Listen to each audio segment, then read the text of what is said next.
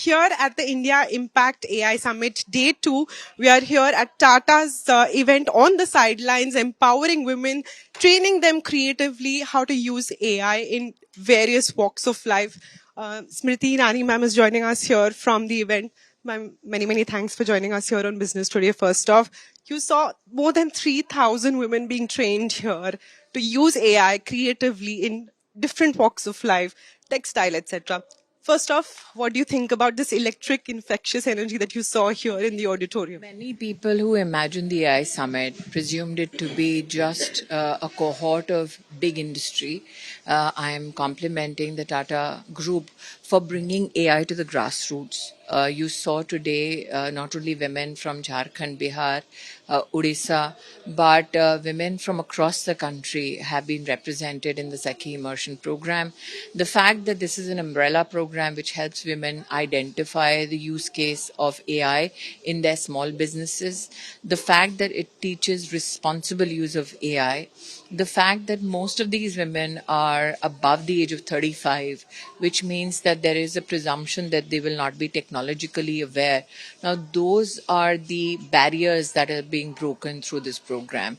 So I am extremely elated that at this summit where heads of state, big industry and tech giants come together, also there is a marked presence made by women of India. Ma'am, it's 2026 and we're talking about AI bringing a revolution. What's personally, what is the kind of use that you've done creatively as well since you've been an actor? What is important and needs to be flagged is that in India today, between 84,000 to 1 lakh women are doing core AI work in terms of building such startups or building technology around AI.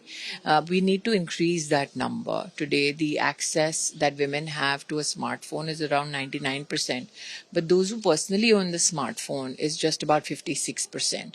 So if you enhance the access to ownership of digital device, you will see a larger spread in terms of use of AI and technological services.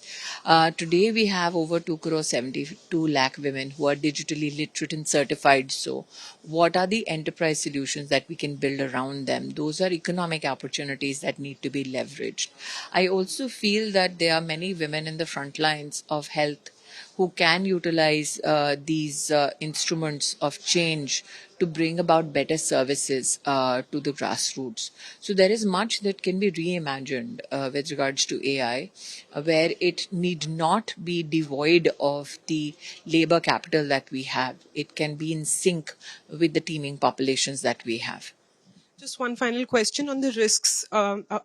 Minister Ashwini Vaishnav earlier, he had a session talking about content creation and how regulations need to be put in place, especially for, actors and creative personalities.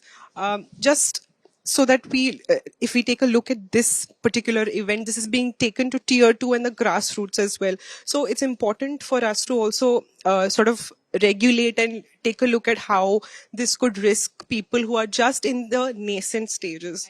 So just your view on that. I still remember as the former Minister of Information and Broadcasting in the year 2017, I was one of the first ones to flag the misuse of technology, of deep fakes, of fake news. And at that time, I was met with a lot of resistance and a lot of eyebrows were raised. But I believe that the work of leadership is always to red flag challenges that are to come in the years ahead, and then prepare the population to fight those challenges and bring about sturdy solutions. I think that today's program specially teaches responsible use of AI. But that being said, in terms of the creative economy, there is much that we can do to ensure not only responsible use of AI, but also from the protection of IP.